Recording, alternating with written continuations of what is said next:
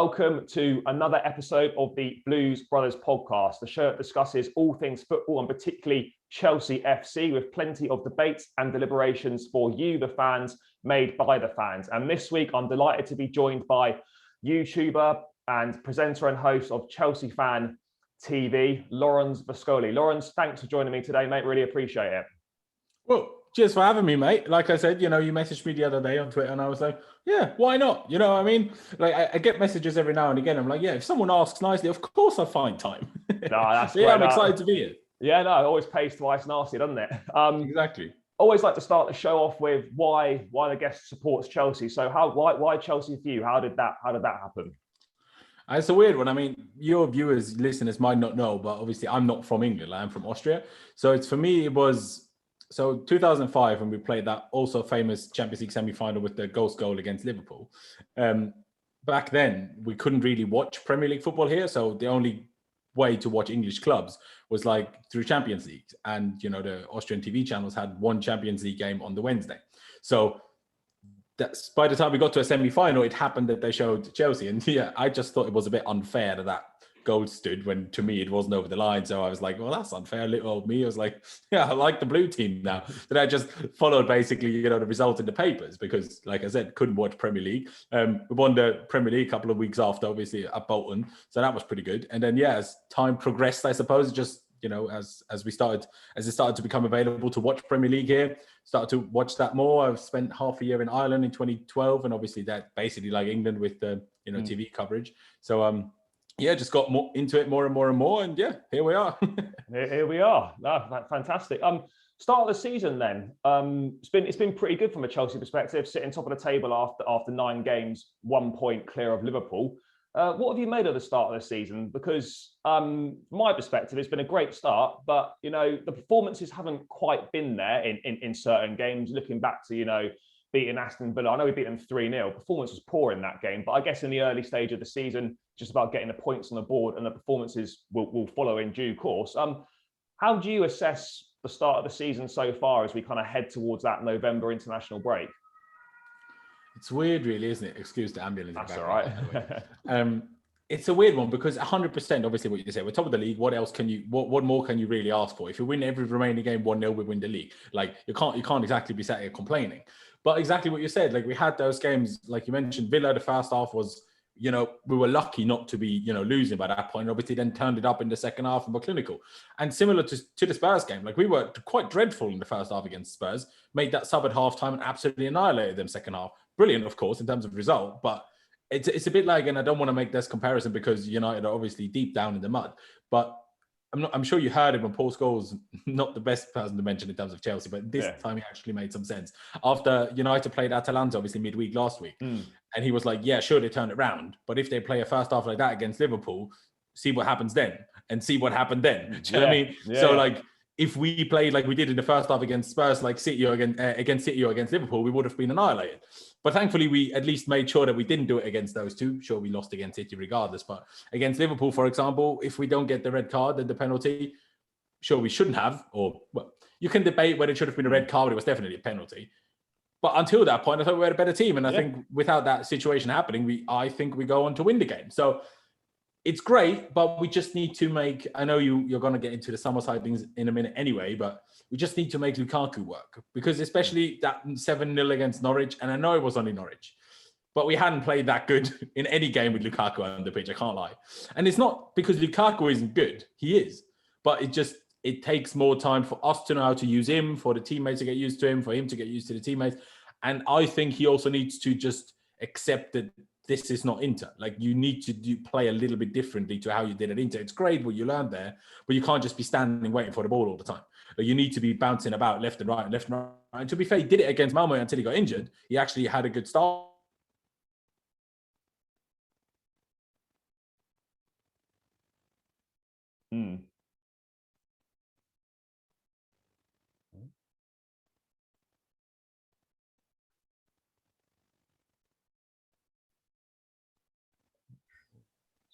There you are. Yeah, all good. Did I cut off for you? Yeah. Sorry, you're on about, he had a good start against Malmo, got injured. My bad. I don't know if it was okay. mine or yours. But let me just get back into what I was saying. Yeah, no, he did well against Malmo at the start until he obviously got injured. And, he looked better and he looked more like bouncy and, agile and, just moving around. And it seemed to work quite well. Obviously, then unfortunately got injured. But like I said, I'm not here to just criticize Lukaku. It's just going to take some time. But like you said earlier already, there's two ways of looking at this. Yeah, we haven't been maybe as great as potentially us fans have maybe been expecting, some rivals have been expecting. In some games, sure, Norwich was amazing. But this, you could class this as our tough spell in the season. And we are still top of the league. So obviously we'll only see that in hindsight. We could have an even tougher spell of the league where we don't, tougher spell of run, or form, I suppose, where we don't win.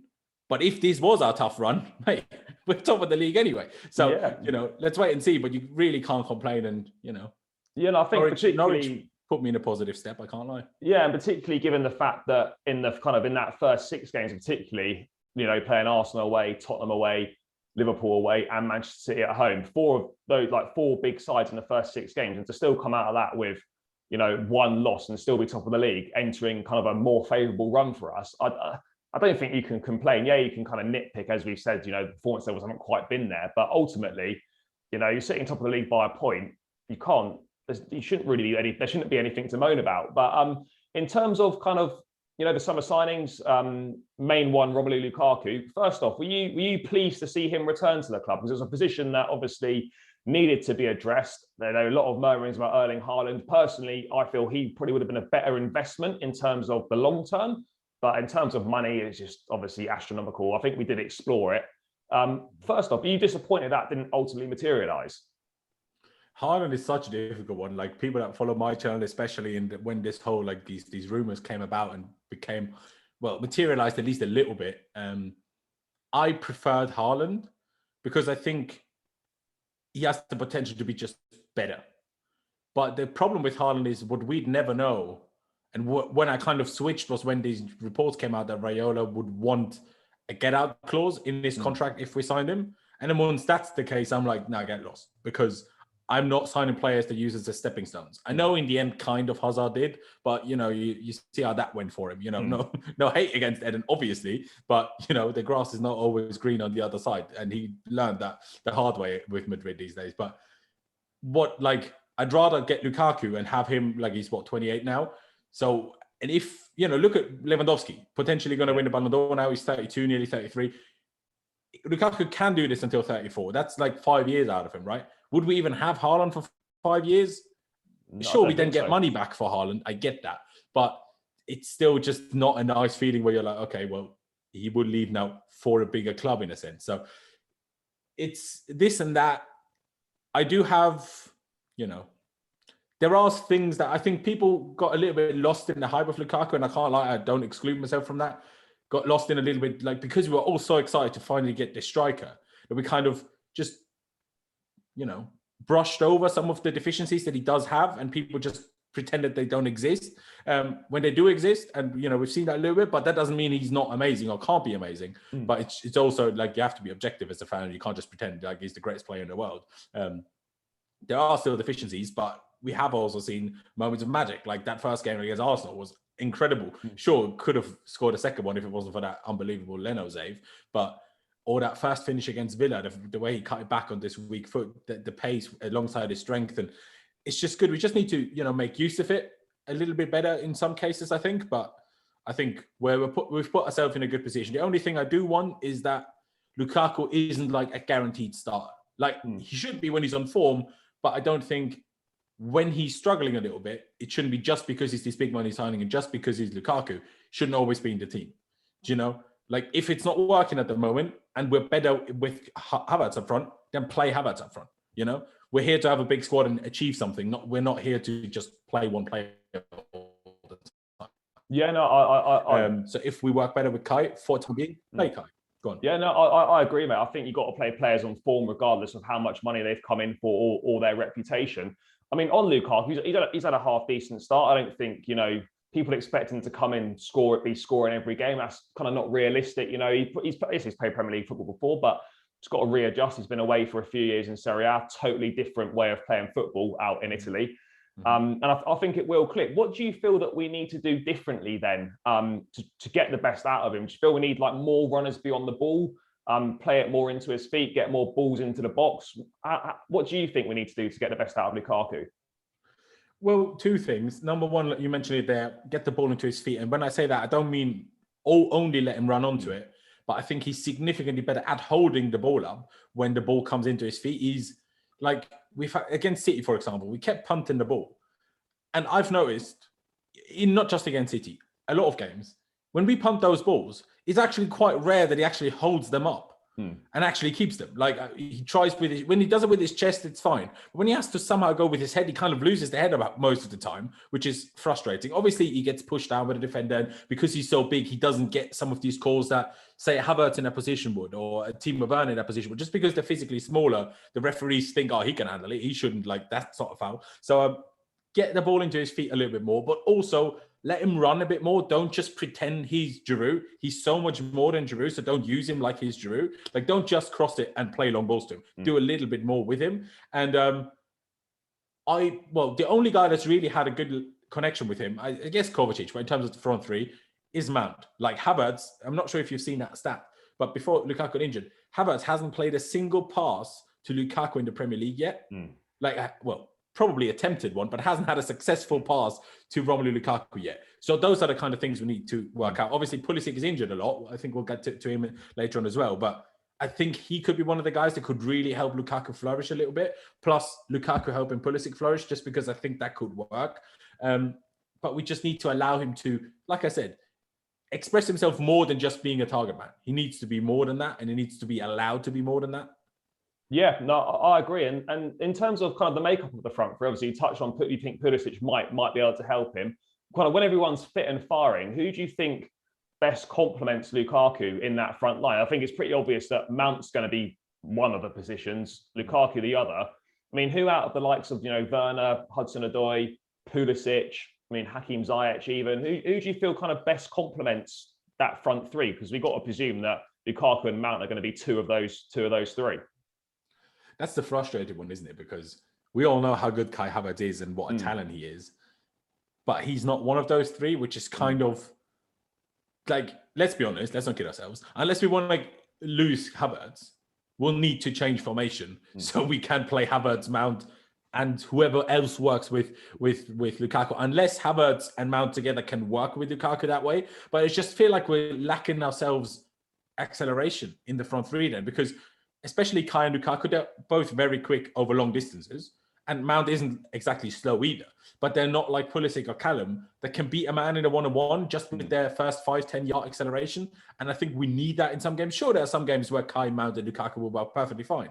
But we will have games, especially against super low blocks, if they defend really well and keep their shape well, well, you need to have one or two guys in there that will take a man on one-on-one and beat him, win a pen, get past someone, cut it back, or just go for goal themselves. So that's kind of why it's frustrating me. And not because the three at the back is not working, but because I'm like, we have this talent in Havertz, but when we play Lukaku, Havertz doesn't work. So I'm like, well, we need to figure this out somehow. But for the time being, before, we get into that part, because I don't expect us to change formation, to be honest, anymore this season, quite frankly, not long term at least, because I think we'll need longer to work on things. The way I see Tuchel is he won't just change formation for the sake of it after one training session. Like, he will want to work on a formation properly. A bit like Conte, when we won the league with Conte, obviously we didn't have international football because we finished 10th the year before. So we had a week to work on that 3-4-3 every week. He started working on it in pre-season, but still the first 3 or 4 games of the season, we played the 4-2-3-1.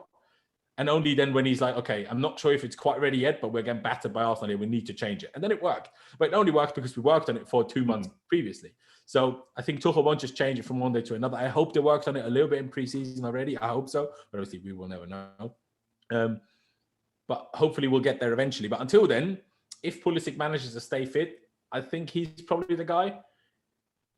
But if he's not, I guess, we'll give Callum more chances in that position and see what he can do. People, it's easy to forget, and that includes myself. Callum is only 20.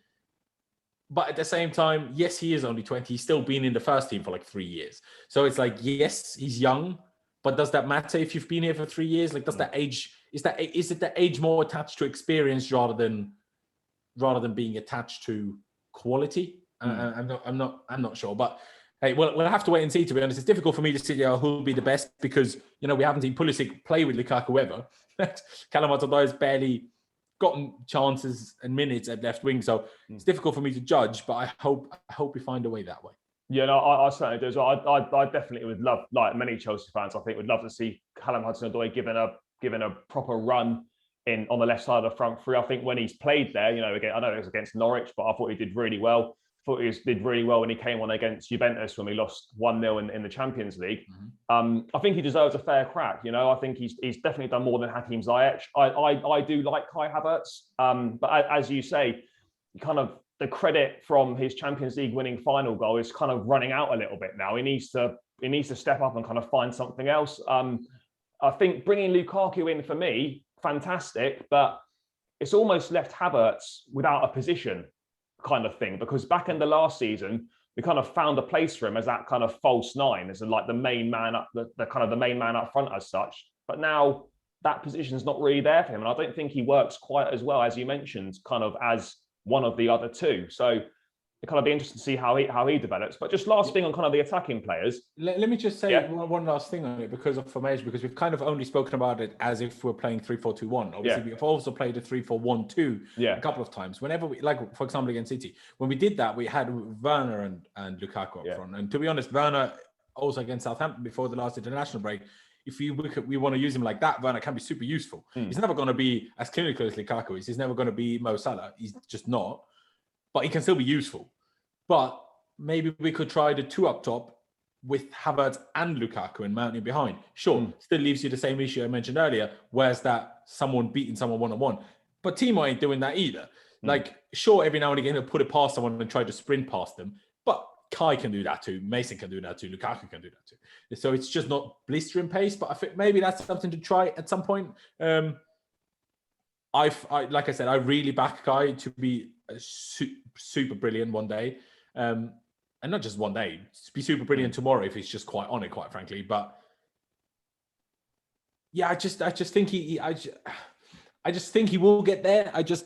Although I can't lie, I've also had a few of my, not doubts is maybe the wrong word, but kind of small worries. I'm like, if we don't find you a position, what are we going to do with you this season if Lukaku plays up front? I've been there, but yeah, I mean, I hope we just figure out. That's why we have one of the greatest managers in the world. I hope he finds a way. Yeah, no, I think there'll definitely be a way. But yeah, it's going to, having such a great squad like we do and so many options at the top end of the pitch, it is going to be a headache to try and fit them all in and see and kind of find what best suits each player. So I think, for Havertz, when he gets the opportunity, he's going to have to really grab it. And that might be a case of him playing perhaps slightly outside of where he would preferably like to play. I mean, I always look at him and think he's kind of best as a 10, but this system doesn't really have a 10. So he's kind of has to adapt his game a little bit. But just last thing on the front players before we move on. You touched on him briefly. What do you think of Timo Werner? Because he's come in for a lot of stick, obviously, from kind of, right opposition fans, etc., the media. Come in a couple of summers ago now for £49 million. Had a great season in the Bundesliga, I think 25 league goals. Everyone was really excited. We kind of beat Liverpool to his signature. And obviously under Lampard, it didn't really work out. I have to be, in fairness to him, like he hasn't delivered the goals that we thought he was. But I thought in that Champions League run, he was really crucial. Like I know he didn't contribute goals-wise very much, but in terms of stretching back lines, getting in behind and stuff, I thought it was quite important. But now that we've got sort of a main man in Lukaku, I think that kind of takes the pressure off Werner having to score a lot of goals, and he should perhaps flourish a bit more. But again, the start this season's been a little bit stop-start as well. Obviously, unfortunate to pick up a hamstring injury. I mean, do you think this season, if he doesn't impress, would you say it's kind of last chance and Chelsea might like to sell him on in the summer if he doesn't step it up? Or do you think he's got another chance next season as well? Now, Timo, people that have followed me since we signed Timo, I guess, they know there was times where I was very, very harsh and very critical of Timo Werner. And I still stand by some of the things I said there. Maybe I shouldn't have been quite as drastic with it. And because you're fully right. And I think even I said that at the time, that yes, he is useful to us because he does things that no one else does. But what I want is a player that does what he does, but can actually also finish and dribble and pass and control the ball. And so it's great that he does those things, and we kind of need him to some extent. I know we beat Norwich without him and we won 7-0, but when you compare often games against similar opponents, we're usually better with Werner. Even though Werner in those games is frustrating, as a team, we're better with him. But what I essentially want is someone that can make us better as a team like Timo does, but actually, still take his chances when he gets them. Because, now that with Lukaku, he might not have as many, so he might not miss as many sitters as he did last season. But essentially, I still need a forward to be capable of scoring goals, and Timo only does that every now and again. But then, for example, the Southampton game recently, when he played out on the right, there's a proper, not this inside 10 that we usually have, because we in that game played like inside wing backs, and our wingers with Callum on the left and Timo on the right were like proper wingers, proper out wide.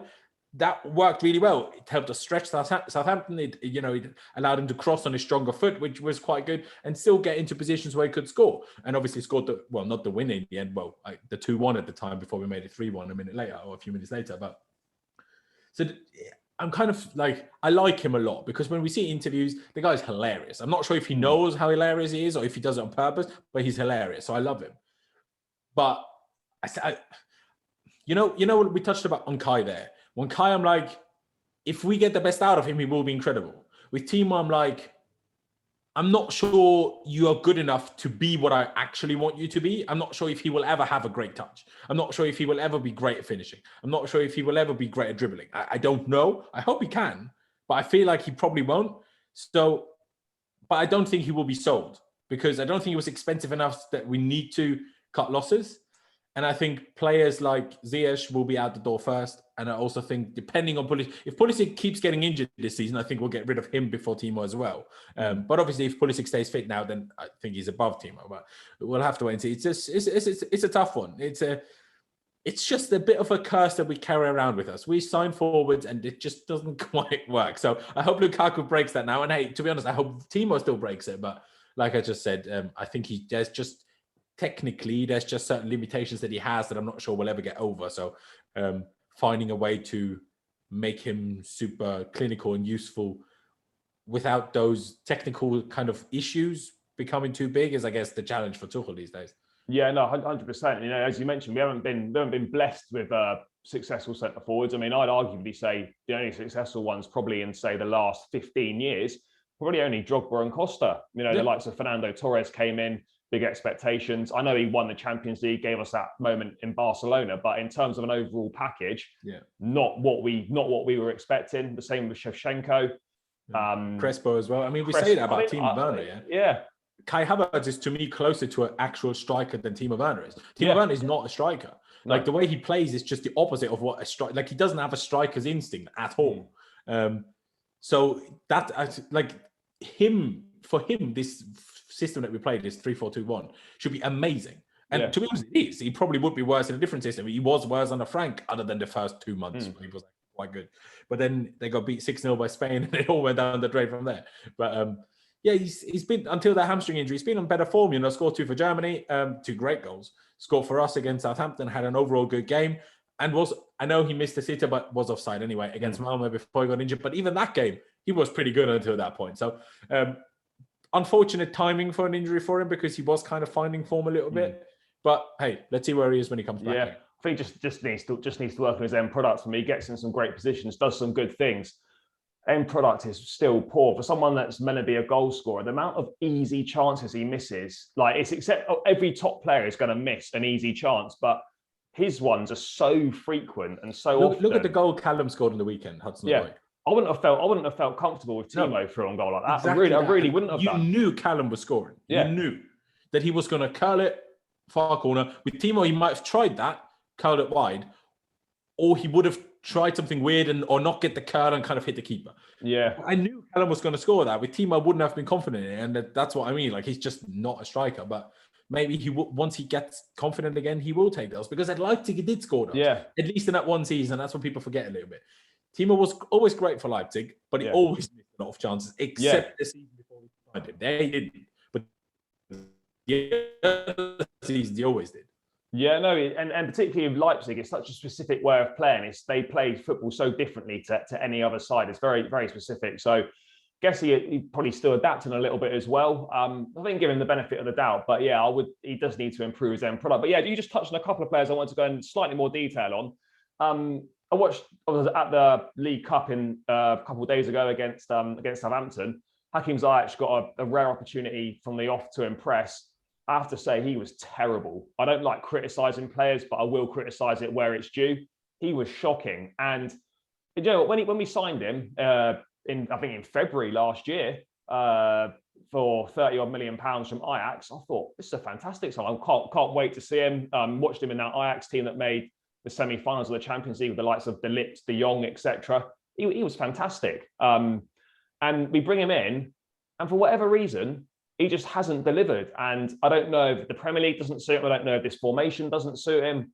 I don't know if he just, isn't as good as what we thought he was. But he's someone that, for me, he's been a little bit unlucky. This pre-season, he was really good. Goal in the Super Cup. Thought, Zayach has arrived now. He's going to be good this season. Picks up that injury. Hasn't really got back into it. I mean, Tuchel was saying he's kind of not sure if he's fully comfortable with free movement in his shoulder. I don't know if that's kind of making an excuse for him or protecting the player. But I mean, for me, I can't, at 28 now, it's not like Zayach is 21, 22, where you think, he might find a bit more consistency, he'll improve. At 28, I'm not saying it's impossible, but I personally can't really see him improving or getting to anywhere near what he was with Ajax. And I feel, as you mentioned, that we'll probably look to move him on in the summer. I mean, what are your thoughts on Zayach?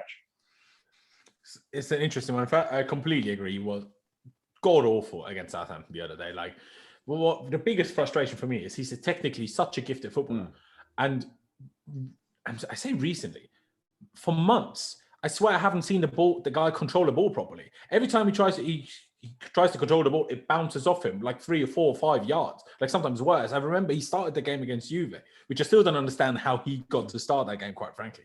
But he started that game. He had, in the first 15 minutes, he gave away 4 fouls and miscontrolled the ball about 10 times, in an exaggeration, but 5 times. Do you know what I mean? And it was not, aside from the fouls, it was similar against Southampton. Every time we controlled the ball, it just bounced off him. I'm like, I wish there was a stat how far balls bounce when you try to control it, because it's ridiculous. But at the same time, he's still kind of the opposite of Timo Werner in my head, where with Timo, like I said, I just not sure if he even has the ability of technically, not overall, but technically. Well, with Ziyech, I've seen enough of him also in the Premier League. I'm like, you can do it, but you're just not. And I don't really know why. I don't know if this is a him problem. I don't know if this is a formation problem. I don't know if the injury is an excuse. I just don't know. I don't know if the fact that he's not in the national team anymore because he's kind of fallen out with the national coach, I'm not sure if that's kind of weighing on him a little bit. Or because, when you're struggling with form, and especially when you're from a little bit of a smaller country, footballing terms, as I said, in Morocco is a big country. Sometimes these star players for these countries, like Pulisic usually, when he had struggling times for us, he usually went to the US team and kind of did well for them, kind of came back with a, positive, bounce in his step type thing. Obviously, unless he gets injured there, but like the other time, but usually can be a positive. And now Ziyech doesn't even have that positive influence, like maybe from the national team. So it's difficult, but yeah, like the big thing you mentioned there is he's not 21, he's not 22, he's not even 24, 25 like Timo is. He's 28 or 29 even, I don't even know. That's like, yeah, do you know what I mean? Like, you're not going to give a 28, 29-year-old anywhere near as much time as you give a young player because, well, there's no time. Like, by the time you might hit form, you're going to be 30. Do you know what I mean? So it's a tricky one for him because he can do things that I don't think anybody else in our squad can do. Those types of long shots that he can do, those curlers on the left foot, some of these passes that he can play, some of these passes that he can see, only he can do and see and, execute. But he's not executing them at the moment. The only thing I see him doing is trying to whip these crosses to the far post, but there's never anyone at the far post. I'm like, why do you keep playing this ball if there's no one there? Like, I don't understand. Then maybe he's hallucinating. Like I don't know. Oh, maybe Tadic from Ajax is still over there. Oh, he's not, unfortunate. Do you know what I mean? Like, it's a frustrating one because, like yourself, I don't want to sit and just criticize players, especially when I know they can do it. That's probably why I was harsh on Timo, because for him, I'm like I said, I doubt the technical ability. Ziyech clearly has that. And like he's shown it, like last year when he finally came back from that injury that he picked up, he had like 3 or 4 fantastic games, 3 or 4 man of the matches in a row. So clearly he can do it. It's not a case of it's just the Prem doesn't work for him or this doesn't work for him. but we need to find a way to get it out of him, or we just need to, get rid. Obviously, there has been rumors about AC Milan all summer. There's rumors again. Could they do something in January? Hopefully, we only let that happen if we sign somebody. I don't want to let him go as much as he's struggling. I don't want to let him go without signing a replacement, because I think if we're short in any position, it's probably those forward areas. I mean, I personally find it quite ridiculous that Timo Werner, Romelu Lukaku is our only real striker. We started the season like this. We have such a big squad. Why? Like, we let Tammy go, we let Giroud go, and we loan Broja. I think he's a bit mental, to be honest. But I mean, I agree. There's only have one recognised centre forward is slightly odd. I mean, Manchester City can get away with not having one because the fluidity in the side, etc. Yeah, but they don't have one full stop. Well, I guess Jesus, but they don't intend to play with one anyway. No. Well, we do, and then if Lukaku is not there, we need to change it. Yeah, no, I agree. I think it's slightly odd not to have had a backup striker, an out-and-out striker. But last thing on Zayach, I think, he's someone that if we sell him, which I think we probably will, he's someone I think that will do very well at another club. If he does go to somewhere like AC Milan, I think he'd be great in Italy. But it's kind of at the last chance really for him now with Chelsea, unless he starts pulling some form out of the bag. I think it's probably safe to say that his Chelsea career will probably be done in the summer without sounding too harsh. Last one on this bit then. Christian Pedersich, another one you kind of just touched on. Frustrating, obviously, coming in from Borussia Dortmund, 60-odd million pounds a few years ago. Showed some fantastic form under Frank Lampard, particularly after the Premier League restarted after COVID. But really frustrating. Obviously, a very talented footballer. Always injured. I saw a comparison I think it was on Twitter actually, comparing him with when Arjen Robben was first at the club. Undoubtedly, fantastic footballer. When he plays, great. Spends too much time on a treatment table. I mean, how much more patience do you think Chelsea have got with him, and how kind of where do you stand on him? I think probably a similar situation with Ziyech, but also depending on what other positions, because I don't think we're going to change two forwards plus potentially two defenders. We'll get onto that. So in a way, I think this season is his chance. But see, the problem I have, or not the problem, why it's difficult this time around is because this injury was an injury suffered from a tackle. That's a little bit different to him doing his hamstring in once, like again and again and again, or doing his adductors in, or his groin. Muscle injuries, they get frustrated. Either you have a tendency to them or you don't. Well, not quite as black and white as that, but you get what I'm trying to say. But if you get tackled, you just got tackled. And who am I to sit here if I'm not following the medical process? Like, I'm sure we've all been there, gone, whatever we do, whether it's playing five-a-side or it's go for a simple run, all of a sudden your knee hurts. And for like kind of a week, your knee's a bit weird. Who am I to say, would I be able to play football at a Premier League level if my ankle was sore? Probably not. Who am I to say that that's right or not? Do you know what I mean? So it's like, we sit here and say, but why did he take so much longer to recover than Reece James? Yeah, that's a question to ask for a similar injury, but we didn't see the X-rays. We didn't see the MRIs. I don't know if it was any worse. I don't know if it's fair enough. So it's like, for this injury, I let him off way more than I did for all of his muscle injuries last season, because I'm like, okay, you got tackled on a bad pitch by a team that was clearly just out to injure you, because that seemingly from what I saw from that game was the only intention that these guys had, quite frankly. And he has returned to training now today, which is great news, finally.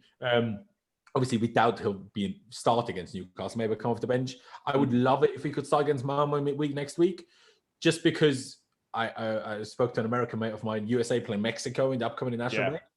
So he'll start. If he's anywhere near fit, they'll start him. So, and because, that's going to be the similar situation again, Mexico will just try to injure the guy.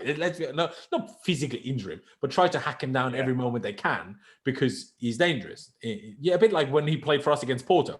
Porto hacked him down the second the guy got the ball. So I would kind of like for him to start in an easier, less important game first, just so he's a bit more ready for when he plays for the USA, because we need to, he should be focused more on Chelsea, and Chelsea should only focus on Chelsea. But with him, we need to make sure that he doesn't get injured when he's with the US again. Of course, if it's a bad tackle, you can't, control that. But in terms of get him as fit as possible for when he goes to the national team, because they will play it. But yeah, I mean, you touched it there. Super talented. mostly off the left, a bit like when Kai Havertz sometimes this season's playing the left and Mount on the right. I don't understand why we would ever do this. So that's why I sometimes question Thomas Tuchel. Don't play Pulisic on the right. I mean, that's half the player as he is on the left, like, honestly. And he even has a weak foot. Like, Callum Hudson-Odoi's big problem on the right is that he doesn't have a left foot, basically. Sure, he's only 20, so he can still develop that. But Pulisic actually does use his weak foot, but he's just not anywhere near as direct as he is when he plays on the right as he is on the left. So use him on the left. Don't overdo it with him, but let him be him, let him. I had a couple of times that we were trying to like monitor his sprinting and limiting his sprint. Even when he does play, make sure he doesn't sprint too much, because that's obviously when you do your muscles in. So I'm like, just don't overplay him. But when you do play him, let him do his thing, because I think he, at least for a while, because he needs that to find his confidence, I think, because it must be frustrating for anybody to have a small ankle injury and be out for like 2 months, essentially. Because, he wasn't amazing in that one game he played against Palace before the injury, but he still scored. Yeah. Do you know what I mean? Like, he still scored. And then obviously he had the Rona, which wasn't great. And then obviously he got injured. So, like, unlucky as well. But, I'm not... Because I like him and I rate him, I'm not going to sit... And because he's been mostly due to injury rather than lack of form, I'm not going to sit here, how much time do we give him? I don't know. Let's just see where he's at now that he's back from injury, when he gets game time again, and then make a little bit of a judgment. Rather than sitting there now, because even then, does it depend on how the injuries happen? If the injuries become too much, because you asked about patience, does that matter? If someone, I don't know, bloody, kung fu kicks him in the head and he's injured, are we going to say, oh, he's injured again? Do you know what I mean? You can't be critical of that. Do you know what I mean? So let's just wait and see. And I hope he comes back, because like I told you earlier when we spoke about Lukaku, I think he could be. He's probably closest to the guy I think that can fix our Lukaku problems, aside from Lukaku adapting and the team adapting to Lukaku. But in terms of if there's a player that can fix it, I think he's most likely to. So I hope it works. Yeah, no, 100%. I just think we need to give the lad a little bit of a break. Yeah, it's frustrating, players being injured, particularly talented ones like he is, and I think he does add something to the side. He's very different to the kind of the other forward players we've got. And I'd love to see the Lukaku Pedersich link up, but I think we need to manage him properly as well. I'd much rather he takes a few more weeks than perhaps necessary, and then he's going to be fit for a while, rather than rushing back for a couple of games and then he aggravates that injury and he's out for more time. So I think it's important how we manage him as well. But I hope that's what we did now, by the way. You know what I mean? Like, I don't know this, but I feel like he could probably have been back sooner if he really forced it. Play on pain meds, probably force his way through it. But I feel like because he is who he is and he is as injury prone as he is, I'm hoping the fact that he was out for 2 months for a sprained ankle means that we gave him that extra time. That's what I hope. Yeah, I hope so as well. I think it's down to player management, and can't wait. I'm excited to see him back in training. Hopefully, play some part against Newcastle, and then as you mentioned, be perfect for him to play against Malmo away, a poor level of opposition. No disrespect to them, and it would be a good game to kind of feel his way. Although Malmo away will be much more difficult than it was at home. For sure. But I think it's just kind of it's a nice game, as it were, to come back from injury. And so, I mean, definitely there's positives there for him, and he's got the talent. It's we just need to see him on the pitch. I think that's been his biggest problem since he's been at Chelsea. But moving on to sort of the last part now, I just wanted to talk about a few contract scenarios at the moment, which I've seen on your Twitter as well. Not best pleased with a few things that are potentially going on. I want to start with kind of the main one, Antonio Rudiger. Obviously came in under Antonio Conte from Roma. I'd have to say I was slightly underwhelmed by the signing back when we did it. I don't think he was anything special whilst under Conte and Sarri and whatnot. But and then obviously kind of frozen out under Lampard. But since Thomas Tuchel's come in, this kind of 6 months since January, I think he's been probably one of the best defenders in Europe. I think he's probably currently on form the best defender in the Premier League. But he's out of contract end of the season, can negotiate with foreign clubs pre-contract agreement in a couple of months' time in January. The club have offered him a new deal, but he wants to be on a par with kind of the top earners. And when you see the likes of Timo Werner, who's on £270,000 a week, not really performing, this guy's been at the top of his game and been a massive part of the recent success for Chelsea. Why can't we offer something to him that is representative of his value to the team? I don't know. Where do you stand on it? And do you think he'll stay? Ooh, And that last question is a difficult one. I'm hoping. Yeah. But I mean, you mentioned my tweet there. Obviously, the report by The Athletic was that we've offered him £140,000 a week. Now, let me just put that in a little bit of context to your listeners that might not know, right? Callum Hudson-Odoi is on £120,000 a week. Yeah. Danny Drinkwater is on, I know he's on loan at Reading. We're paying all of his wages. Yeah. So he's on £100,000 a week. Yeah. Saul, I'm not sure whether we pay all of his wages. Maybe Atletico still pay some of them, but he's on basically £200,000 a week. You mentioned it there, Timo Werner. Lukaku, there's different reports because Fabrizio Romano, when we signed Lukaku, said 12 million a year, which divided by 52 is 230 a week. But the numbers that if you check and you read through some articles, it says 300 plus. So I don't know what the number is there. Also, some numbers for Kante say he's on like 160 and some say he's on 290. So who the hell even knows? But what I do know is that if you're one of the best players in the world in your position, and Antonio Rudiger, without a shadow of a doubt, has been that for the last 7-8 months, like you mentioned, the fact that we offered him 140k, 20k more than Callum Hudson-Odoi, who barely gets game time, is so disrespectful. If I was Rudiger, I wouldn't even listen to a New York contract offer. Honestly, I'm like, this is ridiculous. Like, unless this is some weird contract negotiation tactic by Marina Granovskaya, who's a genius at this, and I just don't get it because I'm not as much of a genius at contract negotiation as she is. Unless this is the case, fair enough. But if it isn't, I'm fuming. Like, how can you disrespect him like that? Come on. He won the Champions League. He's an absolute monster. He's, like you mentioned, one of the best defenders in Europe, one of the best defenders in the league. And I mean, we say that about Europe, right? And about the league. The Premier League is the best league in Europe. Europe is the best place to play football in the world. So if you're the best Premier League defender, you're the best defender in the world, essentially. Because look at, like, okay, maybe you can make a shout for Marquinhos, but just look at Upamecano yesterday. Like, he got absolutely annihilated by So maybe Marquinhos is the only case you could make for, like, a foreign league that could be a top defender. I mean, we'll touch on it there about the league and some of the other Juve defenders and Inter maybe, but I find it absolutely outrageous. I hope we'll still come to some conclusion because, again, like you said there have been different reports of what he wants. Some reports have said he just wants 200k, and some reports have said he wants to be one of the top earners. But now, what is, like, then we come back to, is Lukaku on 300 plus? And by saying I want to be one of the top earners, does Rudiger want similar money to Lukaku? Because that's very different to asking 200k. If he's asking 200k, mate, we should have long given that to him. It's ridiculous that we haven't. If he wants 250, to be honest, give it to him. I don't care. Anything over that, we need to discuss. Obviously, the problem is also contract length. Someone said that to me the other day. For now, 250, 200, no problem. Yeah. Obviously, if you give him a 5-year contract, he'll be on 250, 200k at 33. Yeah. And not every player ages the same. You know, we see Thiago Silva, who's 37 and still world class, but you also see Eden Hazard, who can't get a game for the last 3 years or 2 years. Do you know what I mean? So it's like people age differently. Sure, defenders maybe less so struggling with that as compared to a winger like Hazard. But so I see that counter argument, but still 140,000 is ridiculous. Like, give that guy the money, and the same with Christensen. I'm sure you were going to get to him anyway. Give him, sure, don't need Christensen 200k, but don't underpay him. Like, there was rumors that he's still one of the lowest earners with this new contract offer. So make both of these people stay, because the big argument to this is, I just take the question out of your mouth. Obviously, we've been linked to Koundé, we've been somewhat linked to De Ligt, right?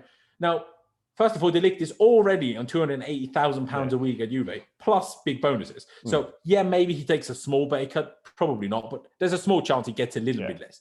But he's not going to go down to 140 from 280 now, is he? So that's definitely not happening. And then he wouldn't come for free, would he? So you would add a transfer fee to this. And the same goes for Koundé. You would add a transfer fee. Sure, his wages would probably be quite a bit lower and maybe around the 140k region, but plus transfer fee. So I don't understand how this would ever be more beneficial to the club than just keeping Rudiger and Christensen. I mean, De Ligt is 22, right? It's ridiculous how good he is at 22. Yeah. Like, I know he hasn't been as good as maybe some people have expected at Juve, but just, I think people lost their head a little bit with how good he was at Ajax. People forgot how young he is. Yeah. Because centre-backs aren't meant to be this good at 22. I know Chalobah is kind of doing it now, but De Ligt was, I'm not sure if he was actually captain or if he was just basically acting captain. Yeah, he was captain at Ajax at 18. Exactly that. And just not even just giving it for the sake of it, but giving it because he was actually their leader. Like, I saw this one when they were celebrating the title and on this balcony above the fans, and he was given a speech like he's done nothing else in his life than public speaking. I'm like, yes, see, there's a leader that just is a leader, you know? It's like John Terry would have been like that. Yeah. Do you know what I mean? And we could do with that. Sure, we could. And I would love to if we want to sign him when Thiago Silva leaves, sure, get him in. Why not? But that doesn't mean you need to get rid of Rudiger and Christensen. That's insanity. Give them the money, unless they ask 300k, sure. But give them the money, essentially, and just stop waffling about. Like, do you know what I mean? Like, if you need to, terminate Drinkwater's contract. Already 100k back in the bag, you could comfortably give to Rudiger. Do you know what I mean? Like, it's so simple.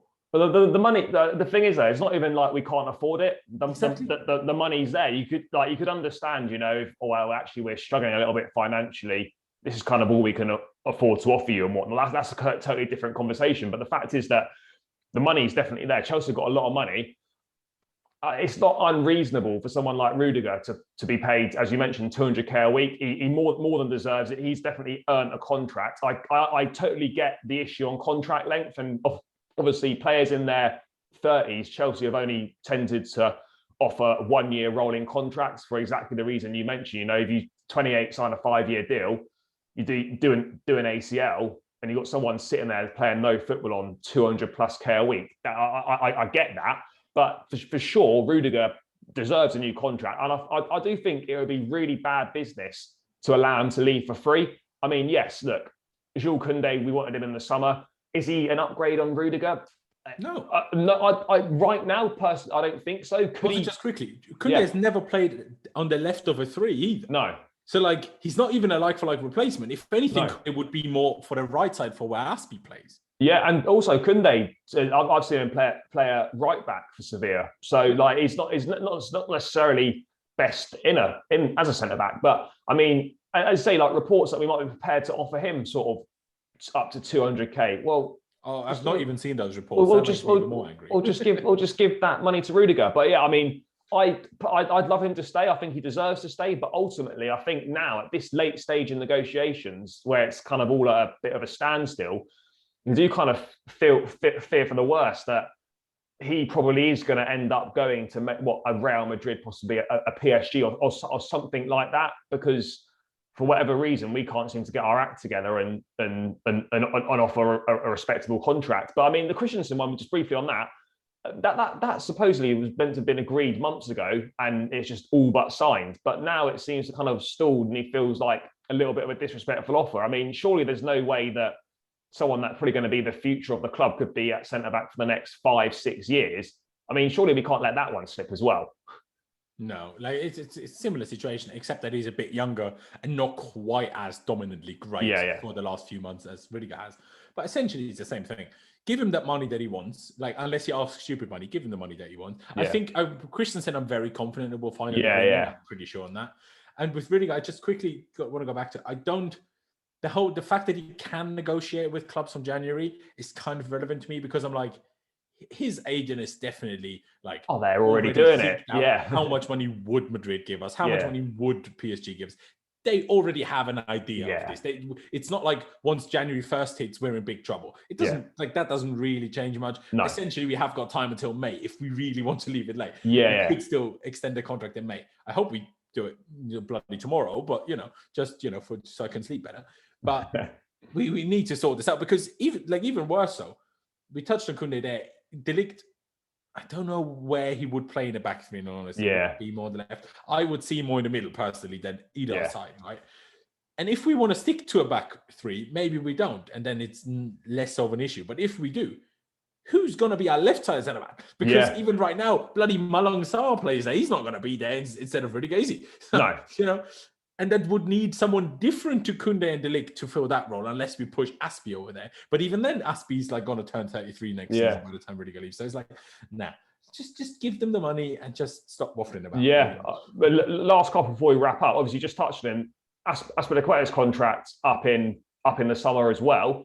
How long do you think he's got left? I mean, performing at a very good level still, been an outstanding servant to the club, obviously the captain, etc. Do you think he's still got another season at the club in him? I mean, I personally feel he has.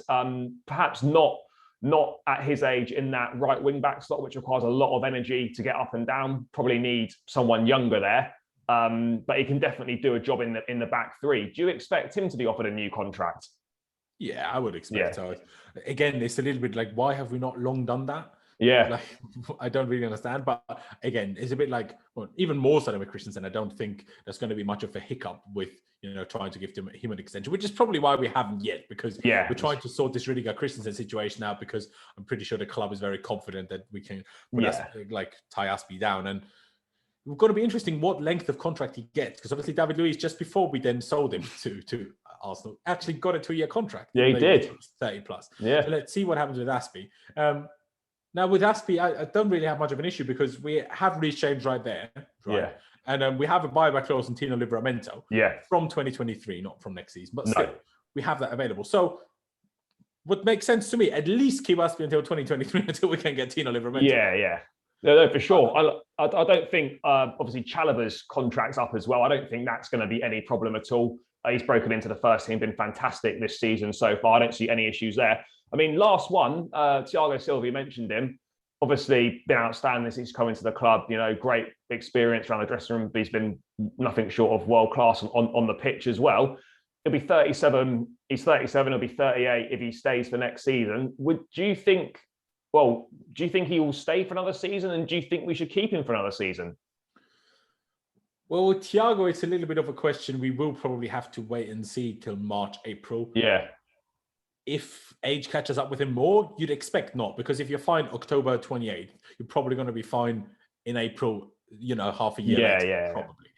But now I've read a report today, but it was by, the Sun. So, take it with a pinch of salt. That apparently would like to go back to Flamengo next summer. Yeah. Where he obviously started his career. But that to me doesn't make any sense, because, and I'll tell you why, he always said he wants to play the Qatar World Cup, which is in December or November 2022. So if he left to Flamengo next summer, that would mean that would heavily risk his place in the Brazil squad for the World Cup. So I think if he keeps it up, I think we'll happily keep him, because his wages aren't actually that mad, which is probably why we gave Rudiger a contract. He's like, well, Thiago is on 150. Yeah, but that's because he's 37. Yeah. Anyway, so I think he'll probably spend similar. He'd probably even be okay taking another small pay cut from what he's on now, and probably leave the summer after the World Cup. That's what I'm expecting, and that's what I hope for. I think that everybody involved would be happy with that. Yeah, I think so as well. I mean, if he wants to stay, offer him the deal. Even if we know he's not going to play every week at his age, but when he does play, he always delivers. And for the younger players, the likes of Chalobah, even Christensen, etc., just having him in and around the training ground, in the dressing room, etc., that level of experience would be invaluable. A little bit like John Terry when he was kind of coming to the end, wasn't playing as much, but that experience, as I said, around the dressing room, the training ground is invaluable. But I mean, he seems to be so happy to be here. I'm like, why would you get rid of that kind of, like you mentioned it there, good in the dressing room? Why would you get rid of someone that oozes that kind of climate around players, especially at that experience? He seems to get on with everyone super well, even the young English lads. I mean, even from start of last season when his English clearly wasn't great, he's still getting on with everyone. I'm like, why would you get rid of that? He's not going to be on stupid money, and unless he's injured all day, every day, which he probably won't be. No. Why not? Yeah, no, I 100% agree. And I do think, next summer, I think signing a top centre-back will probably be a priority, given the fact that Rudiger might go, given that, Aspilicueta not getting any younger, Thiago Silva not getting any younger. Yeah. If we do extend with Christensen and Rudiger, what's your view on which type of centre-back we should sign? Because at that point, it's a tough one, isn't it? It's hard. If we keep both of them, I don't know. I wouldn't be opposed to Jules Koundé coming in. Yeah, for the right centre-back. That would make sense. Anything else, it's hard. There's not a lot of top centre-backs out there. Yeah, we touched on De Ligt, of course. I'd love to see De Ligt at Chelsea. I think he's one of the best defenders in the world. And, he could come in and he could be your centre-back for 10 years.